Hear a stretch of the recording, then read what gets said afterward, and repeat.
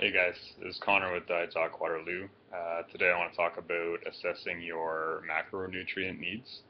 This applies equally to the average person or gym goer as it does to a competitive athlete. The reason it comes to mind is that I'm currently kind of tapering down my training a little bit, my training volume a little bit, and increasing my intensity a little bit to kind of reach a peak. And as I do that, I have to adjust my diet accordingly, which means volume goes down, intensity goes up. I'm not expending as much energy. And if I have to get down to a lower weight or a lower weight class or something like that, then obviously I have to meet those demands by reducing my intake, my calorie intake.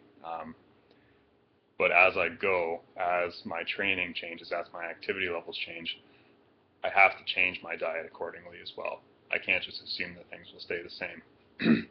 A lot of people do not analyze this at all.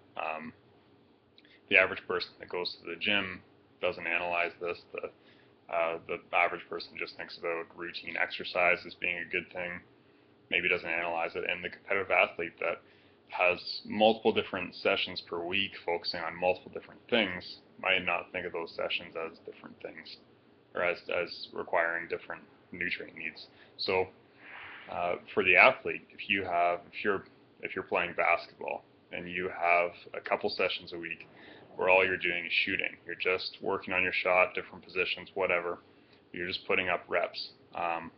That's not too energy demanding. And then if you have a session with a team where you're scrimmaging for 45 to 90 minutes, that is a huge energy demand. So the nutrition demands around those sessions are dramatically different. The one where you have the scrimmaging, it's very intense, it's prolonged exercise. You're going to have to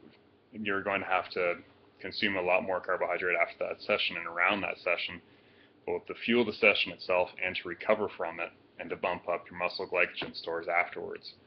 The shooting, not so much. You're not going to burn that much energy. There's not too much to repair afterwards, and it's not really going to compromise future sessions that much. So you don't really need to carb up that much afterwards or beforehand. For the average person that's working out, just exercising 3 times a week, whether you're doing a boot camp or you just hit the treadmill or you do the circuit at the gym or something like that, really assess how much energy you need to make up for that gym session and how much energy you need when you're not hitting the gym, because that's really essentially where weight gain or weight loss can come from. If you just think, oh, I can get away with this many carbs in a day, and you don't understand that the primary role of carbohydrate, there are some hormonal benefits to having a sufficient amount of carbs in your diet for sure.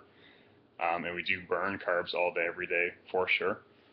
But you need more with more intense activity and more of that activity. You need less when there's less of that activity. So if you have a day where you're just working at the desk all day, and then you go home and you're just relaxing all night or something like that, maybe you go for a really light walk, you don't really have that high of a carbohydrate demand.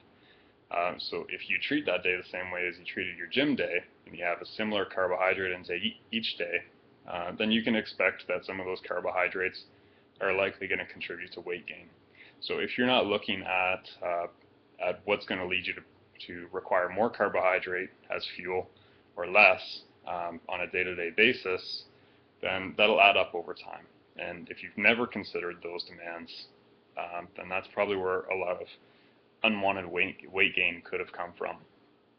So it's important for the athlete for performance measures, definitely, but it's important for the average person just for understanding where weight gain can come from.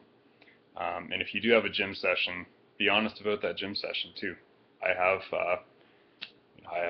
5 or 6 sessions a week in the weight room, and I'm working on different things on those different days. Most of my workouts are full body workouts, but they're all very, very low volume, fairly high intensity, so I'm not really burning that much energy. If I were doing more of a bodybuilding, like the traditional bodybuilding type split, where I'm isolating things on different days, and I have one day that's a leg day, and I have 20 to 30 sets of leg exercises on those days focused on building muscle, that's a huge energy demand. So I'm going to have to meet that with a higher carb intake. If I have a day where I'm just isolating my deltoids and my arm muscles, well, that's actually a pretty tiny energy demand. And you definitely want to consume carbs to meet the demand still there, so that you're still repairing those tissues and growing those tissues, but it's much less than the leg day. So analyzing these things can keep you away from unwanted weight gain, and it can keep you recovered from exercise and keep you prepared for future exercise without that unnecessary weight gain. So just analyze honestly what you need on a day-to-day basis and based on what you're doing, and go from there.